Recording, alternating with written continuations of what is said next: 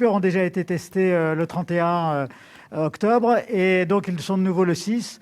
Et puis ensuite, ils sont de nouveau confinés jusqu'au moment du départ. Il y a tout un circuit qui est mis en place ici pour qu'ils aient aucun contact avec d'autres personnes, pour qu'on soit sûr qu'ils puissent partir indemnes.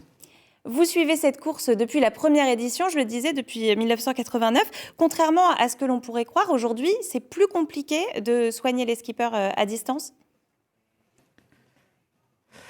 Alors, c'est à la fois moins compliqué et plus compliqué. Moins compliqué dans le sens où, en 89, il n'y avait pas de téléphone satellite à bord des bateaux. Tout se faisait par fax, ce qui fait que c'était très long. Et évidemment, on n'avait pas la voix qui est toujours beaucoup plus rassurante pour un skipper qu'une trace écrite. Par contre, maintenant, les bateaux sont beaucoup plus exigeants, on sollicite beaucoup plus les organismes. Ils sont à la limite plus dangereux aussi. Donc, ça va être malgré tout une course dans laquelle il faudra être très, très vigilant tout le temps, malgré les chocs, malgré le bruit. Voilà. C'est une course qui est sur un plan physique et mental très, très dur. Qu'est-ce qu'ils risquent principalement à bord? Alors, le gros avantage déjà de la mer, c'est qu'elle est indemne de virus. Le Covid n'a pas sa place au large.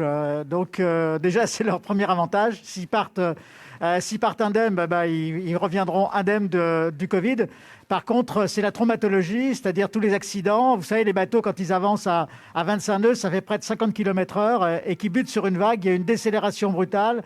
Et si le skipper est un peu fatigué, s'il n'a pas bien dormi, s'il a donc une perte de vigilance, eh bien, il va être un peu ralenti dans ses réflexes, il va peut-être rater une prise et être projeté à l'intérieur du bateau avec toutes les conséquences possibles, que ça soit une entorse ou une fracture, par exemple. Comment vous les aidez à se préparer à ça? Alors déjà, donc maintenant, depuis les expériences antérieures, on a mis au point une formation médicale où ils apprennent à utiliser tous les produits de la pharmacie, alors en particulier les gestes de soins, que ce soit pour poser des agrafes, faire des points de suture. Et puis, donc, on a également mis au point une pharmacie extrêmement élaborée avec plus d'une centaine de produits pour qu'ils puissent faire face à peu près à toutes les situations qui peuvent se produire à bord. En sachant évidemment que la difficulté, c'est qu'on a affaire à des solitaires et que ce n'est pas toujours très simple de se soigner sur soi-même.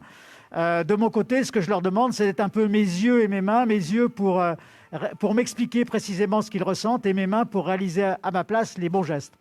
Vous avez beaucoup d'appels pendant la course? Alors c'est très variable, c'est des jours, ça peut être de jour, de nuit, n'importe quel moment. En général, j'ai des appels aussi simplement par amitié parce que ces skippers, je les connais pratiquement tous. Donc on a aussi une relation amicale. Donc je peux avoir des messages sympas et puis parfois évidemment il peut y avoir le message qui va tomber à 3 heures du matin où là il y a une urgence et la difficulté évidemment c'est instantanément de trouver la bonne réponse et de trouver la bonne solution pour qu'ils puissent continuer la course.